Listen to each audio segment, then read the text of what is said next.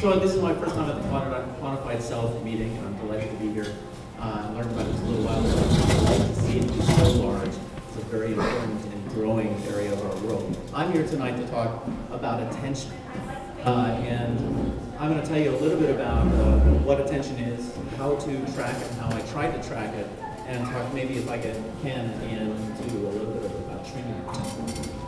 So I'm going to try a quick experiment. It's actually not that quick. Let me set it up. This is a way to quantify your ability to sustain your attention. You can actually see that. So I want you to put one hand on your knee, and what I want you to do is just start tapping. Okay? And what you're going to do is count your taps, and tap every second or every 2 seconds, whatever you want to do, whatever pace you want to do. Okay? And when you stop counting, or you have an interruption in your ability to keep track, just remember where you are. And I'm going to go on with my presentation, so keep track. Here we go. So why attention? What's important about attention? Attention is central to many, many things that you do in your life. When you get to work, you have to get on the task. How do you get on the task? How do you control your attention? How do you know when you don't have attention and you're going off mind wandering or doing other activities? Sorry about the drilling next door. So I'll hold the microphone a little closer. Attention affects us in many different ways. How many of you feel like this person, right? The energy to do anything, but the focus to accomplish nothing. So if you do, raise your hand. This is what attention is about. Attention is about the ability to pull in and focus on a task and make it work. So, anyone still counting? Oh, good. Yeah, we have a bunch of people who are good. So now at the time when, since you're not paying attention to me, you're paying attention to actually counting, you can leave. So those of you who stopped counting, how many of you got to 50? How many of you got to 50? How many got to 25? That's it? So this is a challenge, right? We're not multitaskers. We can't actually multitask. You got the 75. Good. So far. Yeah, and I haven't quizzed you yet on what I said, so I'll do that in a little while. So that's just a little experiment that you can do when you go in to think about how you multitask and how you maintain and sustain your attention. And Kevin, I'm going to maintain the 8-minute rule here. So you've got the plan. I've got a plan here too. So what is attention? How do you define attention? Attention is an internal process in your brain to draw your attention to a single task or single object. And just like the picture shows, you start with a wide degree of information coming into your head, and then you have to drop some of that information and focus on the information that's relevant to the task at hand. So we do a number of things to track attention in the lab. And I'm going to show you some data here that represents my attention from a lab-based control experiment. This is me and a person called Dude, because I didn't want to give his name. Dude is a full-scale meditator. He's been meditating for about 10 years. And this was a task that we set up, and I just simply kept track through statistics how many times I changed state in terms of on task and off task. So for me, in this 2-minute task, I went on task and off task, switching 5 times. Whereas this person had very stable control of their attention. I was on task about 75% of the time. This person was on task 100% of the time. From a trend standpoint, this is about controlling attention. I stabilized, so I had a hard time getting into the task, onto task. But over time, in the last minute of the task, I was actually fairly stable in my attention and focus. Dude was stable from the beginning to the end.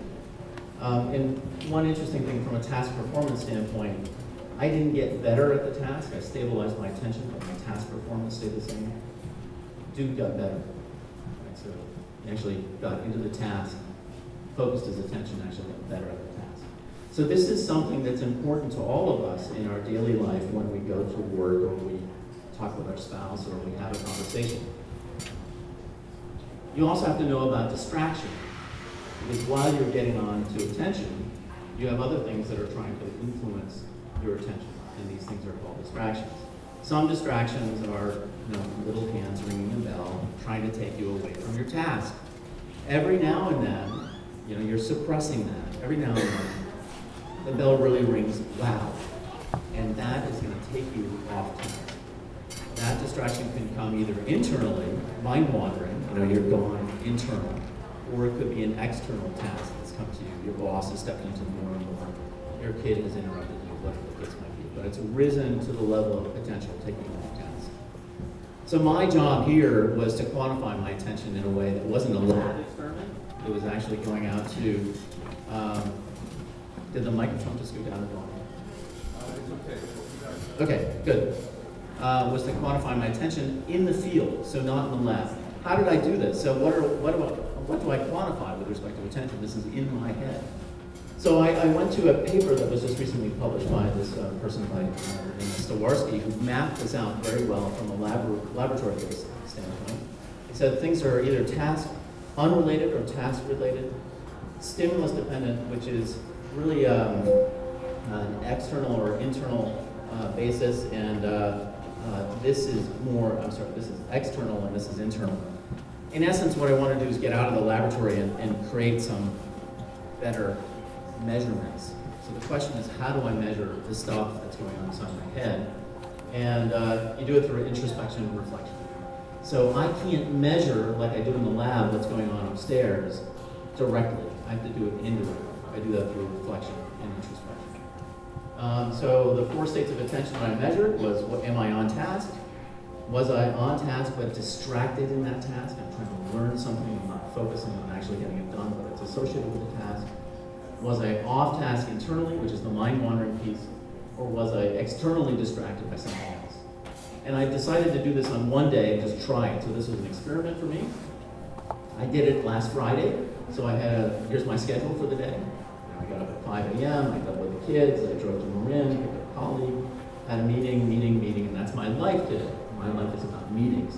So a lot of what I was measuring was I focusing my attention on the conversation that I was having? And here's the data. And I largely failed about keeping really good track of exactly what was going on. Because I couldn't do it moment to moment. What I did was I took my cell phone out and I recorded post hoc a meeting how I felt about my attention. How often did I wander somewhere else? 8 seconds left. What this says is I was on task most of the day, but I had lots of distractions. And my ability to control distractions was difficult. Okay, so I want to do some other things in the future, and this is what I'll leave you with. Attention is important to all of us. If you measure it, you'll get to know it better and you'll be able to control it. So that's it. Thank you.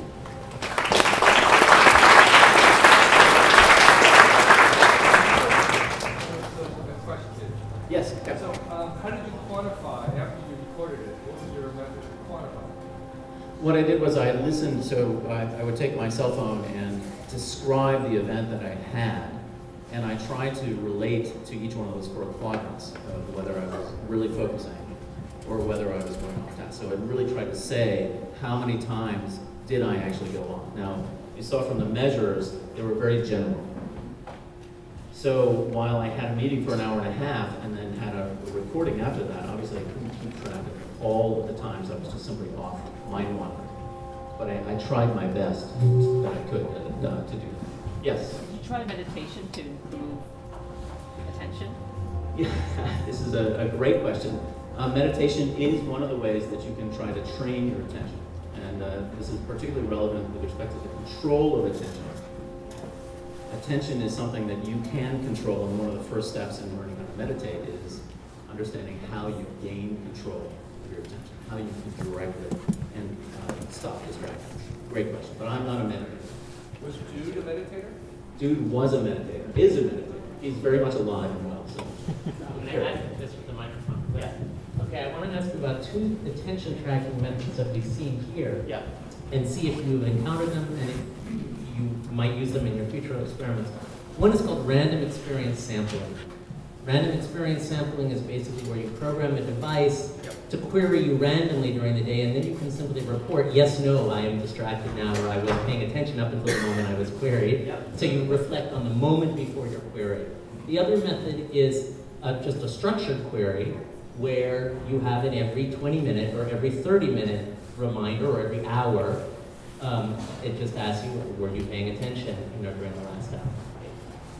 Thank you. That's a great question. There are several of these types of methods to probe. They're called probes. You have either an external function that probes you randomly to query you about your attentional state. And the self-report back to that is a great way to quantify. And there are other ways to do that too. My scientist friend over here, Greg Simpson, can tell you a lot more about that. I'm the business guy, he's the scientist. So those do work.